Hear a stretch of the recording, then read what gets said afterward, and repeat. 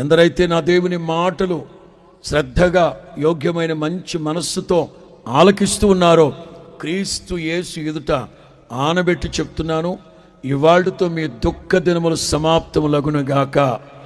యేసు నామములో మీ దుఃఖము విచారములు కొట్టివేయబడునుగాక. యేసు నామములో మీ దుఃఖము నిట్టూర్పు ఎగిరిపోవునుగాక. ఖచ్చితంగా చెప్తున్నాను, యేసు నామములో మీ దుఃఖము సంతోషముగా మార్చబడునుగాక. యేసు నామములో మీ సంతోషాన్ని ఎవ్వడు మీ యొద్ద నుంచి తీసివేయలేడు.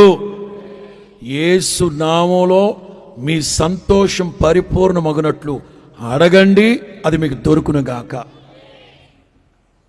నామకార్థ క్రైస్తవ సంఘానికి సంబంధించిన ఓ కుటుంబస్తురాలు బాప్తిసం పొందేసింది. భర్త అడిగాడు, ఏటా నువ్వు బాప్తిసం పొందేవంట? పొందేనండి. ఎందుకు పొందేవే? దేవుని వాక్యం గట్టిగా ఎక్కడ గుచ్చుకుంది? ఎక్కడో లేండి, పద పద చర్చి దగ్గర పద. ఏమంటే చర్చి దగ్గర గొడవలు వద్దండి బాబు, పద పద. నా భార్యకి బాప్తిసం ఇచ్చావంటగా? అమ్మ ఇచ్చానంటే, ఇందాక ఇచ్చారు కదా అన్నయ్య అంటే, ఇచ్చుంటాను సార్ అన్న. ఏం పేరు పెట్టామన్నాడు.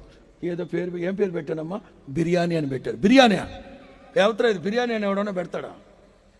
అరే ఆ పుస్తకం పట్టరా. పుస్తకంలో చూస్తే మిరియాము అని పెట్టాడు. నామకార్థ క్రైస్తవురాలు కదా, బైబిల్ పేరు తెలిసి ఒక బిర్యానీ అని చెప్తుంది. చెప్పు, ఎట్లిస్తావు? నా భార్యకి బాడిస్తావు, నా పర్మిషన్ లేకుండా ఎట్లిస్తావు నువ్వు? ప్రభువా వీడికి ఏం చెప్పాలో, ప్రభువా ఏం చెప్పాలో, ఎట్లా పొందుతావు? నువ్వెట్లా పొందుతావు? నువ్వెట్లిస్తావు బాడిస్తావు? తేలాలి ఇప్పుడు. వెంటనే నేను అన్నాను, ప్రార్థన చేసుకున్నా, ప్రభువా మీరు సహాయం చేయలేకపోతే నా వల్ల కాదు నాయన ఎడతావు. ప్రభు అన్నాడు, వాడిని వాడు పొందమని బాప్తిసం అన్నాడు. వామ్మ, ఇప్పుడు ఆవిడికి ఇచ్చిన దానికే వాడు కత్తెత్తుకొచ్చాడు నాయన. ఆవిడికి ఇచ్చిన దానికే వాడు తోక తొక్కి తాచులాగా లేస్తున్నాడు. ఇప్పుడు ప్రభు అన్నాడు, నువ్వు చెప్పు, నేను లైన్లో పెడతాను అన్నాడు. ఇదిగో బాబా నువ్వు అట్లే చెప్తావు బాబా, లైన్లో పెట్టింది లేదు, ఏం లేదు బాబా, చెప్పు అన్నాడు. ఇంకన్నాను, ఏం చేయమంటారు చెప్పు, ఇప్పుడు చెప్పు, నా భార్యను ఇక్కడ వదిలిపెట్టాలి, ఏం చేయమని చెప్పు అని అన్నాను. నువ్వు కూడా బాప్తిసం పొందక తప్పదు. నేనెందుకు పొందుతాను అన్నాడు.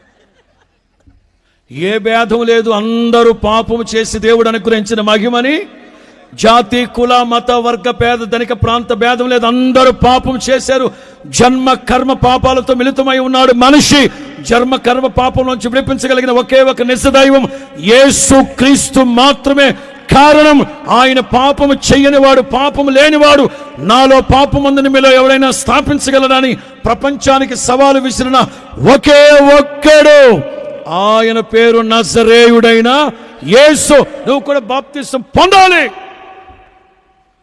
ఎప్పుడైతే నువ్వు కూడా బాప్తిసం పొందాలని అన్నానో, ఇక అంటాడు, ఏమే పొందితే పొందావు, ఇక మీదట పొందమాక అన్నాడు. నేను పొందలే అన్నాను. ఇప్పుడు ఆడికి తెలిస్తే కదా బాప్తిసం ఎన్నిసార్లు పొందుతారండి. ఆత్మ రక్షించబడింది కదా. ఎప్పుడైతే నీ ఆత్మ రక్షించబడుతుందో ఆ రక్షణ ఆనందాన్ని మీ దగ్గర నుంచి ఎవ్వడు తీసివేయలేడు.